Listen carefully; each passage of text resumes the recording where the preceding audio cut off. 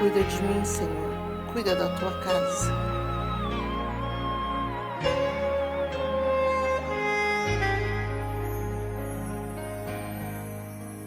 Eu preciso aprender um pouco aqui. Eu preciso aprender um pouco ali.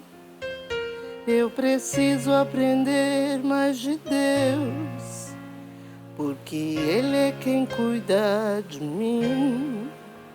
Se uma porta se fecha aqui, outras portas se abrem ali. Eu preciso aprender mais de Deus, porque Ele é quem cuida de mim. Deus cuida de mim. Deus cuida de mim. Na sombra das suas asas, Deus cuida de mim. Eu amo a sua casa e não ando sozinho. Não estou sozinho, pois sei. Deus cuida de mim. Deus cuida de mim. Na sombra das suas asas, Deus cuida de mim. Eu amo a sua casa e não ando sozinho. Não estou sozinho, pois sei. Deus cuida de mim. Se na vida não tem direção, é preciso tomar decisão. Eu sei que existe alguém que me ama. Ele quer me dar a mão, mas se uma porta se fecha aqui, outras portas se abrem ali. Eu preciso aprender mais de Deus, porque Ele é quem cuida de mim. Deus cuida de mim e de você também. Deus cuida de mim. Na sombra das suas asas, Deus cuida de mim. Eu amo a sua casa e não ando sozinho. Não estou sozinho, pois sei. Deus cuida de mim. Deus cuida de mim. Na sombra das suas asas, Deus cuida de mim. Eu amo a sua casa e não ando sozinho. Não estou sozinho, pois sei. Deus cuida de mim. Ele cuida de mim, Ele cuida de ti. Amém? Creia nisso. Amém. Glória seja dada ao Senhor. Aleluia.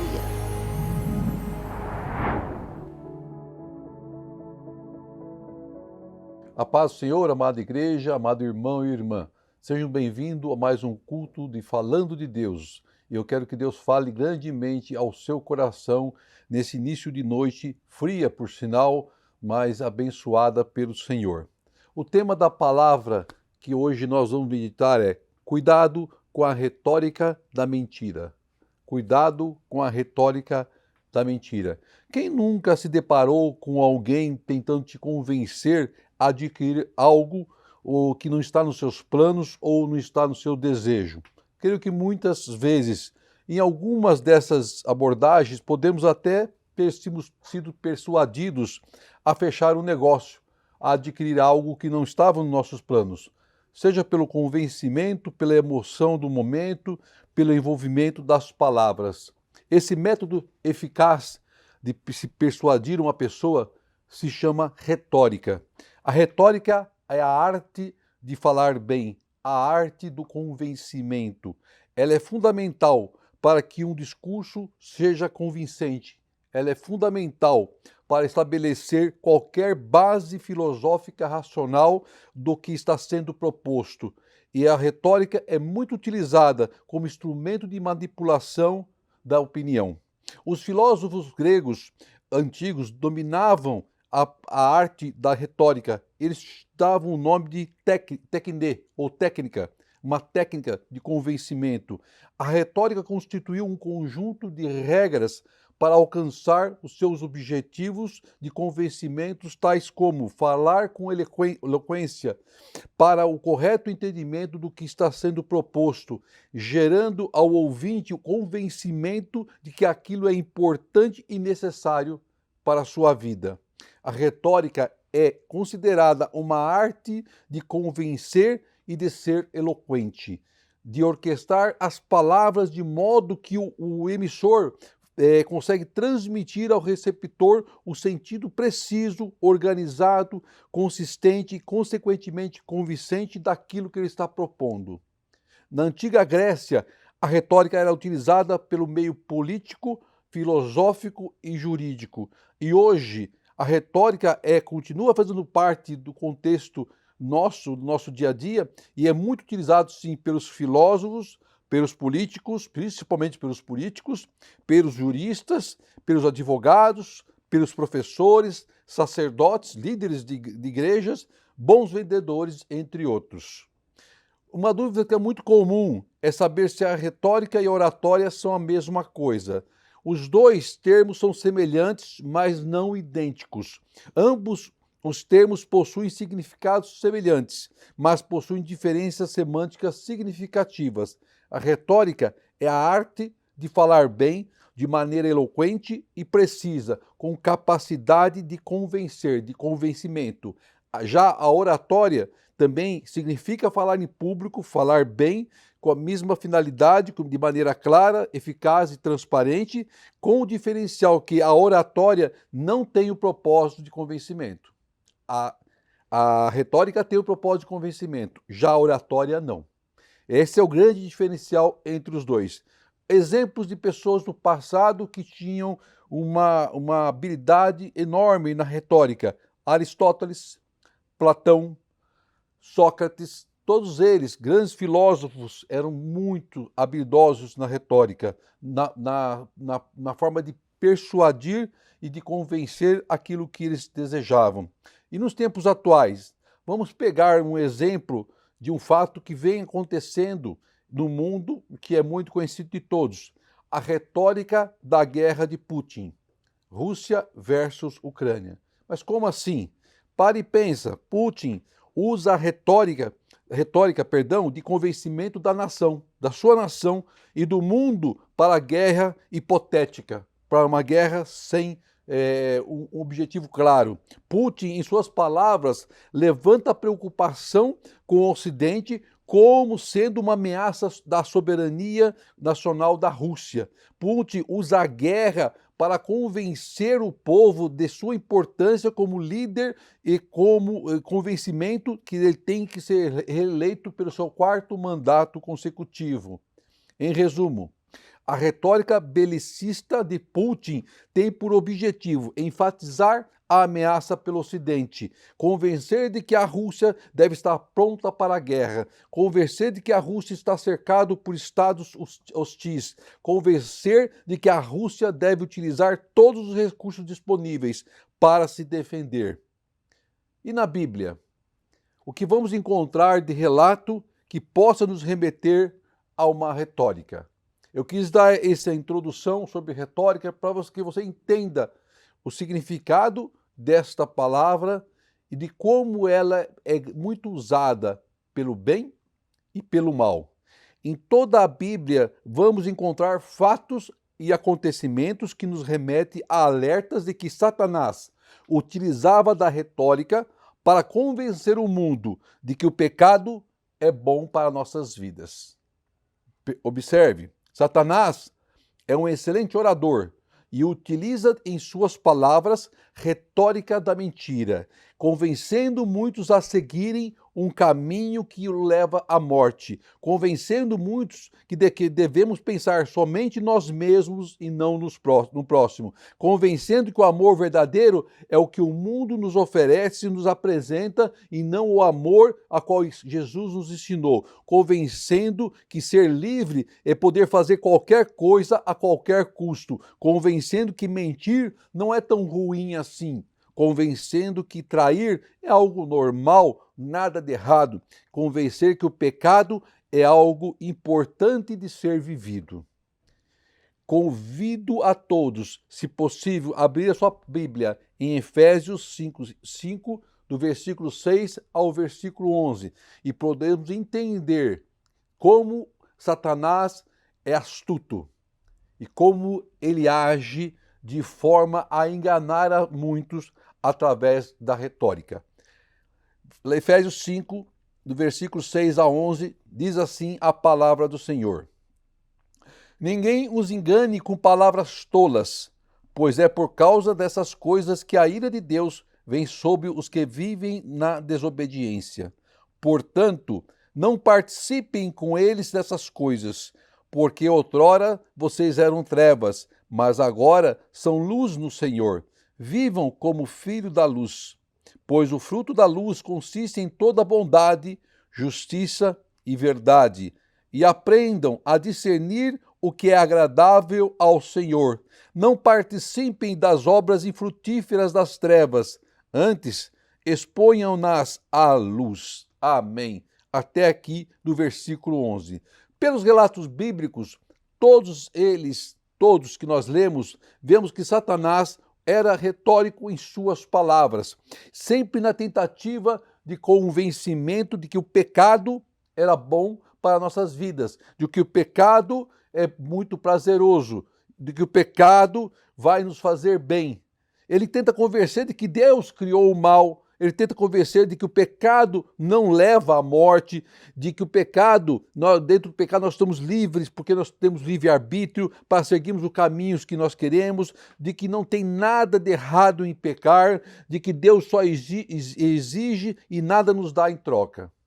Ele tenta inverter as coisas. Satanás usa de palavras sutis, agradáveis, para seduzir o homem, para enganar, para corromper, utiliza de insinuações enganosas, utiliza de falsas promessas para persuadir a prática do mal, nos desviando dos bons costumes e nos fazer cair no erro, na culpa e no pecado. É isso que Satanás faz. Então o versículo 6 diz que ninguém os engane com palavras tolas, pois é por causa dessas coisas que a ira de Deus vem sobre os que vivem na desobediência. Deus nos alerta para o risco de sermos levados ao engano através das palavras tolas, falsas, mentirosas de Satanás, que se utiliza da retórica de convencimento para nos levar à desobediência à vontade de Deus e provocando sobre nós a ira do Pai, que nos leva à destruição e morte. Satanás vai tentar de tudo para nos persuadir, para nos enganar, para nos levar a crer e aceitar a fazer e cometer o pecado. De tudo. De irmos contra a vontade do Pai, de irmos contra os ensinamentos do Senhor, de nos afastarmos da presença de Deus. E o versículo 7 diz, então, portanto, não participe com eles dessas coisas erradas, não se envolvam com essas falsas promessas, não se envolvam com essas mentiras, não se envolvam com engano. Afasta do mal. Nosso adversário vai nos mostrar por um ponto de vista agradável aos nossos olhos, para nos enganar, vai argumentar de forma que aquilo parece bom para nossas vidas.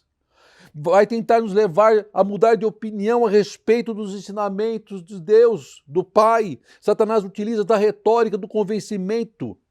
E ele utilizou a retórica do convencimento quando ele tentou a Jesus, quando ele foi tentar ao Senhor, ao Mestre, ao Filho de Deus. Lá em Mateus 4, 1 e 11, eu vou ler para vocês entenderem. Então Jesus foi levado pelo Espírito ao deserto, para ser tentado pelo diabo. Depois de jejuar 40 dias e 40 noites, teve fome. O tentador aproximou-se dele e disse: se você é filho de Deus, mande que essas pedras se transformem em pães. Presta atenção. Satanás usa a própria palavra de Deus para tentar tirar Jesus do propósito. E Jesus respondeu: está escrito, nem só do pão viverá o homem, mas de toda a palavra que procede da boca de Deus. Então o diabo vai mudar a tática de novo, e levou ele à cidade santa, e colocou ele na parte mais alta do templo, e lhe disse: se você é o filho de Deus, jogue-se daqui para baixo, porque está escrito, ele dará ordem aos seus anjos a seu respeito, e com as mãos eles segurarão, para que você não tropece em alguma pedra. Veja como Satanás é astuto. Jesus lhe responde, também está escrito, não ponha à prova o Senhor, o seu Deus. Versículo 8, depois o diabo o levou a um monte muito alto e mostrou-lhe todos os reinos do mundo e seu esplendor, os seus encantos, as suas maravilhas. E lhe disse, tudo isso lhe darei, se você se prostrar e me adorar. E Jesus lhe responde, retire-se, Satanás, pois está escrito, adore o Senhor, seu Deus, e só a ele preste culto. Então o diabo deixou e os anjos vieram e o serviram. Veja como Satanás age através da retórica. Veja como Satanás tenta inverter o entendimento das Escrituras, utiliza das palavras bíblicas como conhecedor que é e altera a ordem dos fatos e utiliza do engano para persuadir a levar-nos ao pecado. No versículo 8 do que nós lemos, diz assim, por outrora vocês eram trevas, antes de conhecermos a Cristo, mas agora são luz do Senhor, então vivam com o Filho da luz, testemunhem, né, o nascimento, testemunhem o Cristo que há dentro de nós. Como diz no popular, no jargão popular, Satanás não vai gastar vela com defunto ruim. Satanás vai investir em alguém que não esteja nos seus propósitos. Ele não vai bater papo com o ímpio, ele vai gastar saliva com o justo, para tentar nos convencer a tirar-nos do caminho. É isso que Satanás vai fazer. Quando aceitamos a Cristo, saímos das trevas para a luz. Estar em Cristo é estar na luz, por isso devemos viver como os filhos da luz, refletindo o Cristo que está dentro de nós, andando no caminho do Senhor. E Satanás vai tentar provocar, na nossa mente, nas nossas ideias, uma retórica persuasiva de que Deus é o culpado pelos que nós estamos passando ou sofrendo. E vai tentar desvirtuar aquilo que nós temos dentro de nós como cristão, nos persuadir com a apresentação de boas razões e acreditarmos que o pecado não é tão ruim assim. Olha como Satanás age. Na verdade, o pecado é algo bom e prazeroso, sim. Sendo assim, por que não podemos praticá-lo? É o que ele fala, o que ele age, o que ele sopra em nossos ouvidos. Olha o que diz Eclesiastes 9:9. Goza a vida com a mulher que amas, todos os dias de sua vida, da tua vaidade, os quais Deus te deu debaixo do sol, todos os dias da tua vaidade, porque esta é a tua porção nesta vida, e do teu trabalho que tu fizeste debaixo do sol. Se não entendermos o contexto da leitura da palavra, vamos interpretá-la como homens pecadores e sem discernimento. Viver a bênção de Deus não significa que nós temos alvará para praticar o pecado. Nós não temos o alvará para praticar o pecado, muito pelo contrário. Temos que vencer o pecado todos os dias. Todos os dias. Temos que dar bons frutos e exemplo cristão todos os dias. E a palavra nos diz isso. A palavra nos ensina isso. Aí o versículo 9 e 10 lá diz assim, pois o fruto da luz consiste em bondade, justiça e verdade. Ora, nós temos que dar fruto da luz e não das trevas. E aprendam a discernir o que é agradável do Senhor. Nós temos que ter discernimento do certo e do errado, do pecado. Temos que ter clareza. Temos que ter discernimento para identificar os falsos profetas. Então, cuidado com os falsos profetas, cuidado com as pessoas que têm a boca usada pelo inferno, cuidado com falsos conselhos, cuidado com palavras que tentam nos enganar, nos desviar do propósito do Senhor. E isso não acontece só no mundo, não, acontece dentro de nossa casa, acontece dentro da igreja, acontece com irmãos que estão do nosso lado. O próprio Jesus precisou repreender a boca de um dos seus discípulos, usado por Satanás.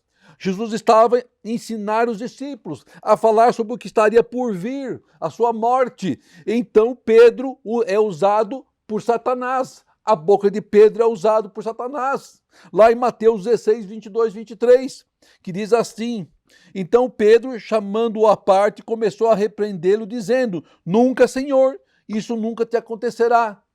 Aí Jesus virou-se para Pedro e disse: para trás de mim, Satanás. Para trás de mim, Satanás, você é pedra de tropeço para mim, e não pensa nas coisas de Deus, mas nas coisas dos homens. O discípulo, aquele que andava lado a lado com Cristo, deixou a sua boca ser usada por Satanás. Deixou ser usado por Satanás. Então não acha que o irmão da igreja abençoado não pode ser usado pelo inferno. Claro que pode. Se der brecha, vai ser usado sim, para tentar nos tirar dos propósitos do Senhor. Cuidado com a boca. Cuidado com a boca que tenta nos colocar para baixo. Pessoas que se dizem próximas, irmãos, se deixam ser usadas por Satanás. Tem um ditado popular que diz: choram lágrimas de crocodilo, que significa choro de hipócrita, lágrimas fingidas. Não se alegram com nossa alegria, muito pelo contrário, invejam a nossa bênção. Estão sempre nos rotulando de fracos, de que não temos chance de vencer, de que Deus não nos perdoou. Ficam trazendo o passado à mesa, ficam trazendo o passado para ser lembrado. O passado já é passado, o Senhor já perdoou, Ele morreu na cruz por causa dos nossos pecados. Para que trazer isso à tona? E invejam nossas vidas, e invejam nossas bênçãos, e invejam nossa família, e invejam nosso emprego, nossa vitória, tudo. Sanguessugas usados pelo inferno. Então vigie, irmão. Fica atento, irmão, com essas falsos crentes, pelos falsos profetas. Temos que estar atento e ter discernimento com quem nós compartilhamos as nossas bênçãos. Por isso que temos que aprender a discernir o certo do errado, o bem do mal. Aí o versículo 11 diz: não participe das obras infrutíferas das trevas, antes exponha-nos à luz. Quando você expõe a escuridão à luz, o que acontece? Não tem escuridão, porque a luz ilumina a escuridão. É isso que a palavra está dizendo. O inferno só é derrotado pela luz que brilha dentro de nós. Cuidado com as palavras. A língua é um instrumento poderoso, tanto para o bem quanto para o mal. O livro de Tiago fala sobre o poder da língua e como seu uso afeta as nossas vidas e pode afetar a vida do próximo. A Bíblia diz que a boca reflete o coração. Se a língua expele coisas ruins, isso demonstra o que realmente governa a nossa vida, o que realmente está em nossos corações. Tiago 3,2 diz assim: todos tropeçam de muitas maneiras. Se alguém não tropeça no falar, tal homem é perfeito, sendo também capaz de dominar todo o seu corpo. Olha só o quão poderosa é a língua. Às vezes nos descuidamos e dizemos algo que não deveríamos. A língua pode ser venenosa, não é fácil controlar a língua, mas devemos nos esforçar. Quando você aprende a tomar cuidado com as palavras, você ganha domínio próprio. Não cai na retórica de Satanás. O livro de Tiago nos ensina muito a esse respeito. O livro de Tiago é cheio de riquezas. Lá em Tiago 3,6 diz assim também a língua é um fogo. Assim também a língua é um fogo, é um mundo de iniquidade colocado entre os membros do nosso corpo, contamina a pessoa por inteiro, incendeia todo o curso de sua vida, sendo ela mesma incendiada pelo inferno. As palavras têm uma tendência de descontrolarem como um fogo. O fogo, quando você perde o controle, você não consegue deter o fogo. É muito difícil. É o mesmo sentido que ele está dizendo nessa passagem. Se você não tomar cuidado com sua língua, com as conversas que estão ao seu redor, pode rapidamente se tornar perigoso e pode causar muitos danos. A tentação para pecar com as palavras é grande. Por isso, na dúvida, fique calado e ore. Ore. Cuidado com aqueles que muito falam. E até para isso nós começamos a encerrar. Tiago 3, 9 e 10 diz assim: com a língua bendizemos o Senhor e Pai, e com ela amaldiçoamos os homens, feitos à imagem e semelhança de Deus. Da mesma boca procede bênção e maldição. Meus irmãos, não pode ser assim. Não pode ser assim. Da nossa boca só pode ser lançado bênção e não maldição. O Senhor não nos fez juízes, julgadores. O Senhor nos quer para a obra, para abençoar e não para amaldiçoar. Nossa língua tem que ser usada para profetizar as coisas do reino, de Deus. Nós não estamos aqui para ter uma retórica, para convencer as pessoas a fazerem o que elas querem. Não, nós estamos aqui para mostrar que Deus veio para nos salvar, para nos curar, para nos libertar. Muitas vezes nem reparamos nas nossas contradições. Somos muito rápidos no falar mal dos outros, mas esquecemos que cada pessoa reflete a imagem de Deus. Somos formados à imagem e semelhança de Deus e temos que ter isso em mente e respeitarmos isso, assim como nós respeitamos e honramos a Deus. Temos que ser luz na nossa caminhada. Temos que ser luz nas nossas atitudes. Temos que ser luz em nosso testemunho. Só assim venceremos nosso adversário, que vai vir com uma linda retórica para tentar nos tirar da bênção, para roubar de nós aquilo que o Senhor nos deu, para destruir a nossa casa, a nossa família. Cuidado, vigie, irmão. Não participe das obras infrutíferas das trevas. Antes, exponha-nas à luz. Apresente a luz e a treva cairá por terra, em nome de Jesus. Recebe essa palavra do Senhor. Oremos ao Pai. Querido Deus, amado Senhor, te agradeço por essa palavra abençoada, querido Deus, a qual tu nos ensinaste, Pai amado, que temos que estar prontos a entender e discernir o bem e o mal, das palavras de bênção e das palavras de maldição, Pai. Não queremos sobre nossas vidas, Pai, aqueles que vêm ser usados por Satanás para nos tirarmos dos propósitos do Senhor, aqueles que invejam as bênçãos de Deus sobre nossas vidas, Pai. Por isso eu te peço, dá-nos discernimento do certo e do errado, dá-nos discernimento do bom e do mal, Pai querido, que possamos ser bênção nas vidas dos nossos irmãos, que possamos ser bênção no nosso trabalho, que possamos ser bênção em nosso lar, Pai querido. Aonde quer que coloquemos a planta do nosso pé, que seja abençoado em Cristo Jesus. Recebe, Pai amado, a nossa adoração. Abençoa o teu povo, a qual participa deste culto, Pai. Encha-nos com o teu Espírito, Senhor. É que eu te peço em Cristo Jesus.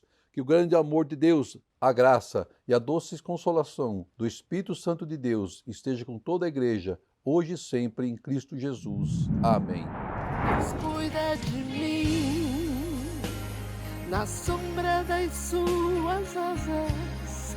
Deus cuida de mim, eu amo a sua casa e não ando sozinho, não estou sozinho, pois sei, Deus cuida de mim. Deus cuida de